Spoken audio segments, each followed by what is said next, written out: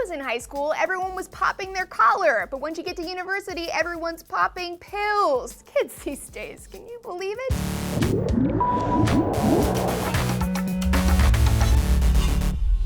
Hey everyone, Laci Green here for D-News. True facts, it wasn't until after I graduated college that I realized like 90% of my friends had been using study drugs on the DL while we were in school. Okay, maybe 90% is an exaggeration, but it was a lot of people. People I trusted, people I studied with. I felt so naive. Researchers put the actual number of students who use study drugs nationwide at about 30%, around 1 in 3. By study drugs, I mean Ritalin, Adderall, Vyvanse, all stimulants that are approved medically to treat ADHD. Adderall is by far the most abused though. Scientists actually tracked Adderall mentions on Twitter last year, and there were over 200,000 tweets, which peaked during exam periods. Unsurprisingly, many of them referenced studying. Because I mean, people don't take Adderall to party on the weekends. They're dubbed study drugs because people take them to do better in school. Students in fiercely competitive environments feel like they need a cutting edge to help them make it to the top. So it's no shocker that the highest concentration of tweets about Adderall overlapped with regions that host some of the nation's toughest schools. The drugs improve memory and concentration so well that some people can easily study for 10 hours straight while they're on it. It can also cause a euphoric feeling of confidence thanks to the flood of dopamine.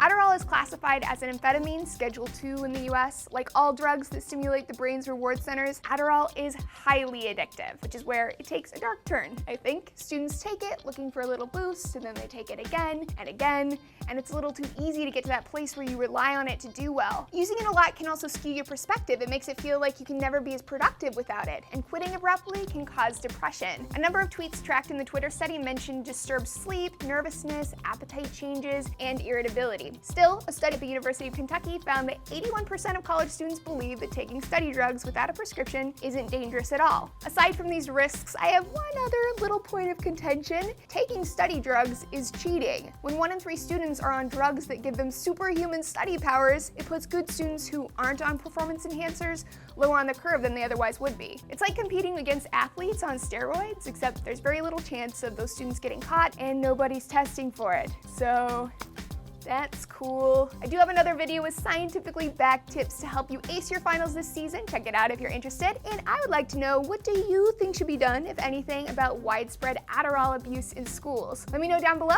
and I'll catch you next time on D-News.